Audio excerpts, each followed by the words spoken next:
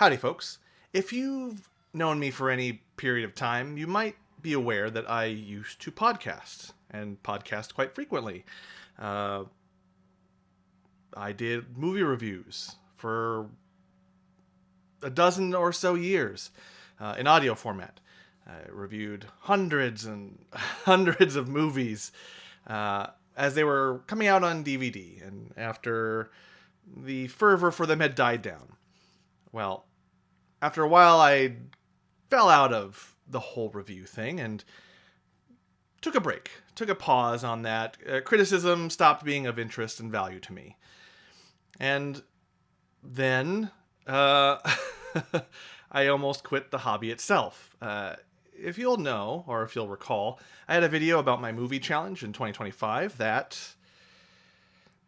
had mixed results. I tried to watch a movie every month, or at least have 12 done in the year, and I did that. I did the bare minimum and change, and it didn't change my habits as far as movies go. I didn't watch more than was necessary, and I didn't get the habit back.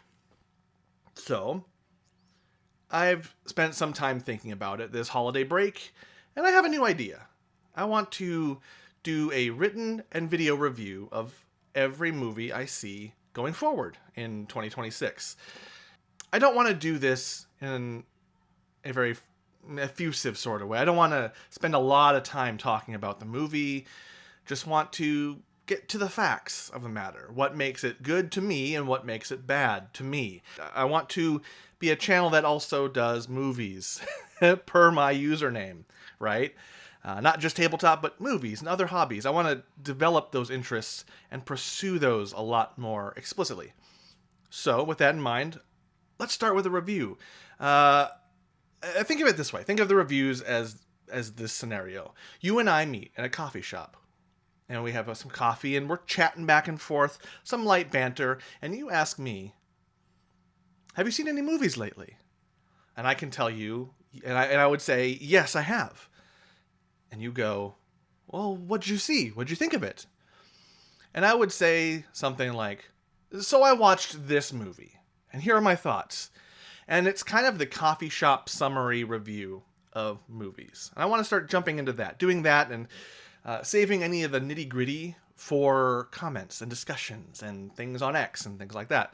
So I figured I would start here with this video and do a small review of a movie I've never heard of before. So let's give this a try. Indulge me, if you will. So I watched the movie Duchess, a 2024 film that I'd never heard of before, and I stumbled across one evening while skimming through Amazon Prime Video.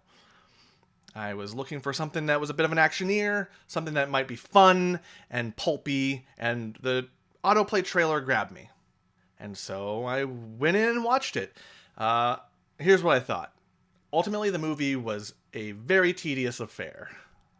I'm not sure I quite enjoyed my time, and I'm not sure the movie quite delivered what the trailer promised. So, quick summary.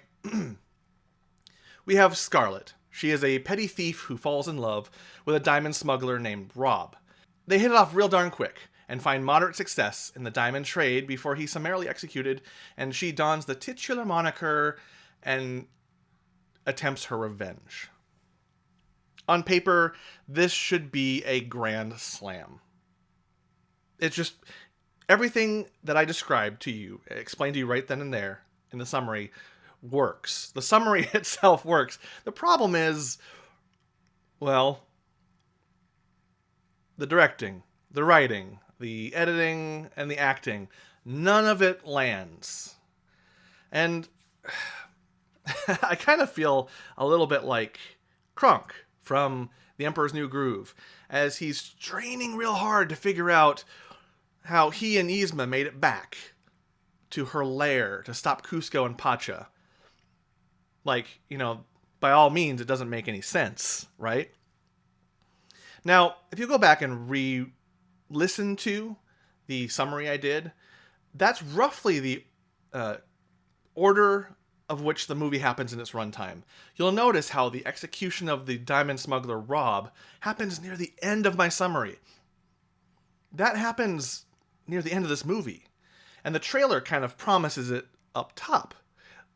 The way the advertising suggested, it would be a revenge flick, that they would have a whirlwind romance in the prologue, and that he would get killed for the diamond smuggling, and then she'd have to enact her revenge over a prolonged movie. And, she would develop as this Duchess who gains her revenge in clever ways. No. Their whirlwind romance and diamond smuggling happens for 2/3 of the film, and the last film is her revenge after the death. It is weirdly paced this way. It kind of feels like, if you'll indulge the video game comparison, it feels like an overly prolonged prologue and then a speed run of the revenge film at the end. It kind of made things feel a bit first draft and stream of conscious. Not a favorite for me here. I am an editor by trade, and so pacing, more often than not, takes a real high place in my favor of a film.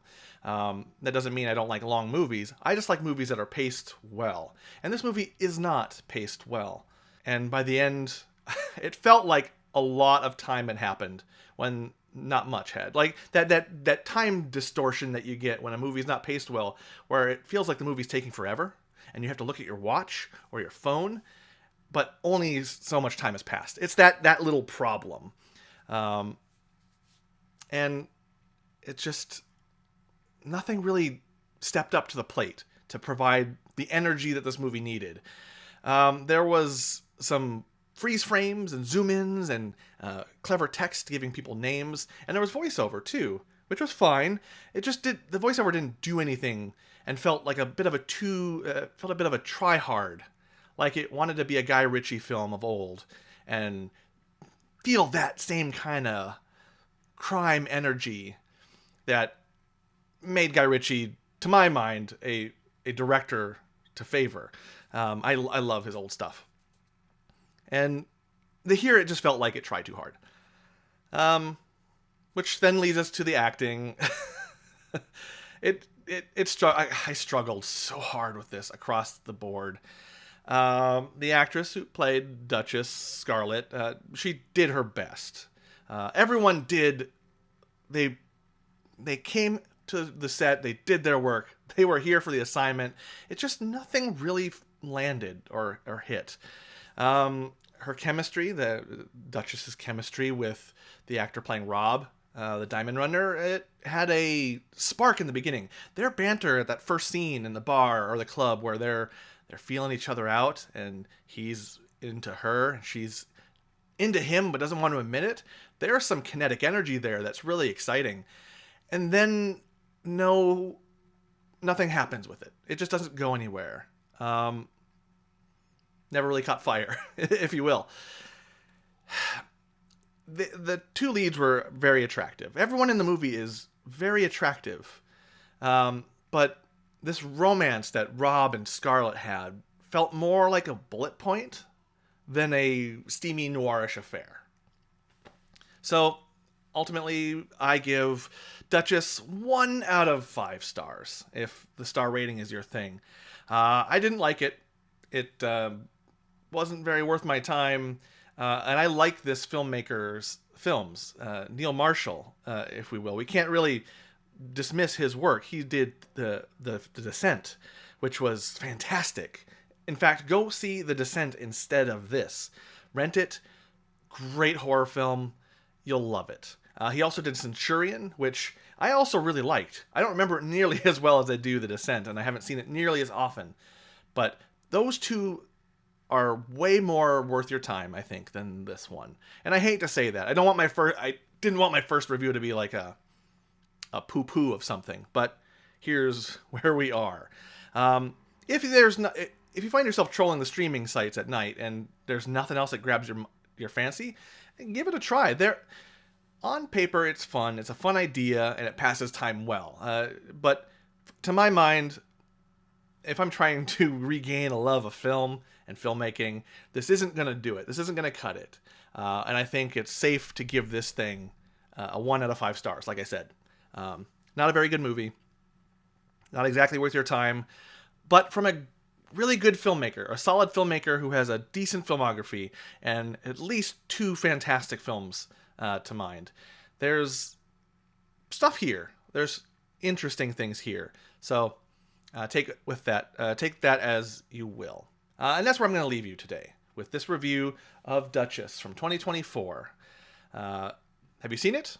Do you agree or disagree with my review? Put a comment in the little, what do they call it? The doobly-doo or the comment section, whatever it is. Comment. Respond to me on X. Check out the Substack post of this very review. I'm basically paraphrasing it. And going forward, like I said, I plan to do more of these reviews after every movie I've seen. I'll probably write the Substack first, get my thoughts a little organized, and then riff on them in the video. Anyways, that's all. Catch you later. Be well. Watch movies. And something.